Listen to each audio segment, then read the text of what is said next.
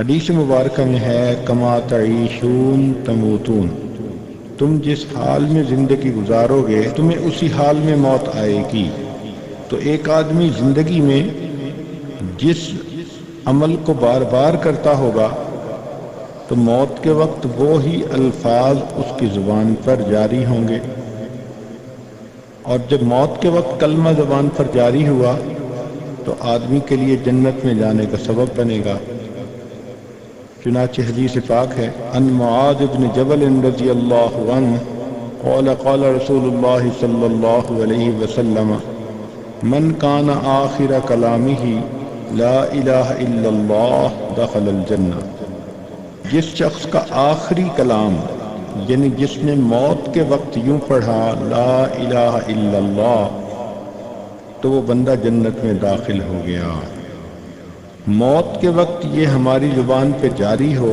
اس کے لیے ضروری ہے کہ ہم کلمہ طیبہ کا ورد کرنے کی عادت ڈالیں۔ عورتوں کو یہ بات بھی معلوم ہونی چاہیے کہ اگر کسی کی موت کا وقت آ جائے تو اس کے سامنے خود ذرا بلند آواز سے کلمہ پڑھیں تاکہ اسے کلمہ یاد آ جائے، اس کو تلقین کہتے ہیں۔ تو اوپر والے بندوں کو تلقین کرنی پڑتی ہے۔ اب سوال پیدا ہوتا ہے کہ اگر آدمی کو خود اپنی موت کا وقت آ جائے،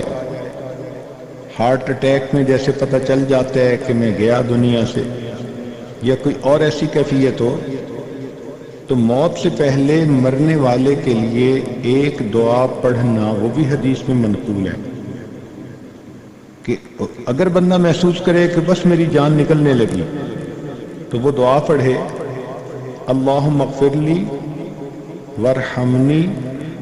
اے اللہ میری مغفرت کر دے، مجھ پر رحم فرما، والحقنی بالرفیق الاعلی، اور مجھے اوپر والے ساتھیوں کے سے میں پہنچا۔ تو یہ مختصر سی دعا ہے، یہ بھی یاد ہونی چاہیے، اللہم اغفر لی وارحمنی والحقنی بالرفیق الاعلی۔ تاہم آج کے بیان میں آپ کو چند ایسی باتیں بتائی جاتی ہیں کہ جن کے کرنے سے انسان کو اچھی موت آتی ہے، حسن خاتمہ اس کو نصیب ہوتا ہے۔ ان تمام پوائنٹ کو دل کے کانوں سے سنیں اور اپنی زندگی میں اس کو لاگو کریں تاکہ جب بھی ہمارا اس دنیا سے جانا ہو تو ہم ایمان کی سلامتی کے ساتھ دنیا سے چلے جائیں۔ اس میں سب سے پہلا پوائنٹ ہے بد نظری سے پرہیز۔ جو شخص غیر محرم سے اپنی نگاہوں کو بچائے، چلتے ہوئے نگاہوں کو نیچے رکھے،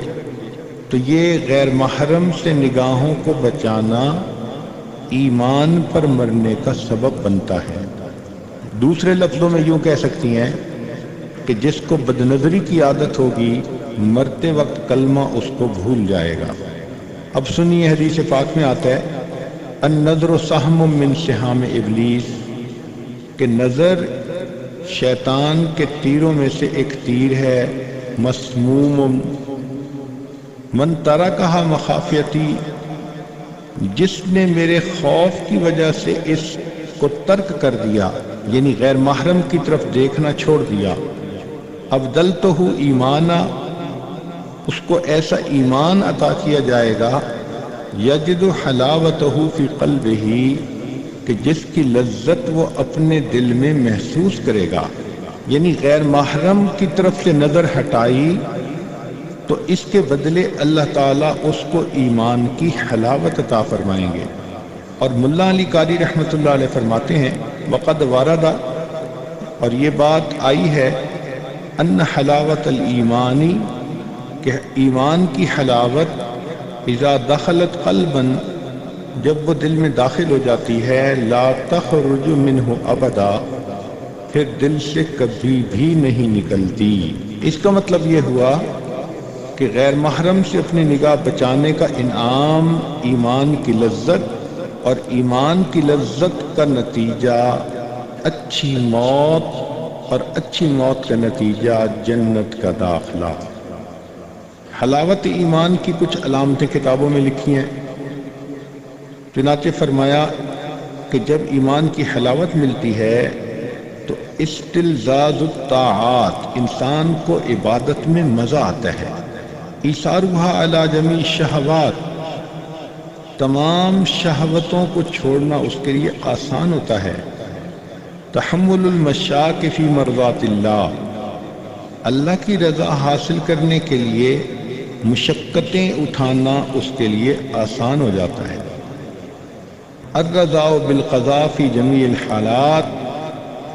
اور تمام حالات میں انسان اللہ کی رضا پر راضی رہتا ہے۔ تو اچھی موت حاصل کرنے کا پہلا نسخہ بد نظری سے پرہیز، دوسرا پابندی کے ساتھ مسواک کرنا۔ مسواک جس طرح مردوں کے لیے سنت ہے عورتوں کے لیے بھی سنت ہے۔ مسنون طریقہ علامہ شامی رحمۃ اللہ نے یہی لکھا ہے کہ 3 انگلیوں سے پکڑے، سائیڈ پر انگوٹھا ہو اور چنگلیا جو چھوٹی انگلی ہے وہ نیچے ہو۔ علامہ شامی رحمۃ اللہ علیہ فرماتے ہیں مسواک کے بارے میں کہ من منافعہ، مسواک کے فوائد میں سے یہ ہے تذکیر الشہادت عند الموت، کہ موت کے وقت انسان کو کلمہ یاد آ جاتا ہے، رزقنا اللہ تعالی بمنہ و کرمہ، اللہ تعالیٰ اپنے کرم اور احسان سے ہمیں بھی یہ نعمت عطا فرمائے۔ تیسرا نقطہ جس پر کہ انسان کو اچھی موت آئے گی کہ ایمان پر شکر ادا کرنا، چونکہ اللہ تعالیٰ کا وعدہ ہے لئن شکرتم لازیدنکم، اگر تم میری نعمتوں کا شکر ادا کرو گے تو میں اپنی نعمتیں اور زیادہ عطا کروں گا۔ اس لیے ہمیں چاہیے کہ ہم صبح و شام یہ کہا کریں رضیت باللہ ربا وبمحمد نبیا وبالاسلام دینا۔ تو ایمان پر اللہ کا شکر ادا کرنا یہ اچھی موت کا سبب ہوتا ہے۔ چوتھا عمل صدقہ خیرات کرنا۔ حدیث مبارکہ میں آتا ہے ان الصدقۃ تطفئ غضب الرب وتدفع میتۃ السوء، مشکات شریف کی روایت ہے کہ صدقہ اللہ تعالیٰ کے غضب کو مٹا دیتا ہے اور بری موت کو انسان سے دور کر دیتا ہے، یعنی اللہ کو راضی کر دیتا ہے اور اچھی موت کا سبب بن جاتا ہے۔ ملا علی قاری رحمۃ اللہ علیہ فرماتے ہیں ای تمنع انزال المکروہ والبلاء فی الحال، کہ صدقہ سے حال میں جو بلا یا ناپسندیدہ حال آنا ہوتا ہے اس کو روکتا ہے، وتدفع سوء الخاتمۃ فی المآل، اور آنے والے وقت میں برے خاتمے سے انسان کو بچاتا ہے۔ پانچواں نقطہ جو اچھی موت کا سبب بنتا ہے اہل اللہ کے ساتھ محبت کا تعلق رکھنا، ان کی صحبت کو اختیار کرنا۔ حدیث مبارکہ میں آتا ہے کہ ہم رجال اللہ یشقی جلیسہم، یہ وہ بندے ہیں جن کی صحبت میں بیٹھنے والا کبھی بدبخت نہیں ہوتا۔ اور علماء نے لکھا کہ بدبخت تو وہی ہوتا ہے کہ جو ایمان سے محروم ہو جائے۔ جب یہ شخص بدبخت نہیں ہو سکتا، اس کا مطلب کہ اللہ تعالیٰ موت کے وقت اس کو ایمان کی سلامتی کے ساتھ دنیا سے جانے کی توفیق عطا فرمائیں گے۔ چھٹا نقطہ جس سے کہ انسان کو آخری وقت میں اچھی موت آتی ہے، اللہ رب العزت سے محبت کرنا۔ قرآن مجید میں ہے یحبہم ویحبونہ، اللہ ان سے محبت کرے گا اپنے بندوں سے اور وہ بندے اللہ سے محبت کریں گے۔ علماء نے لکھا ہے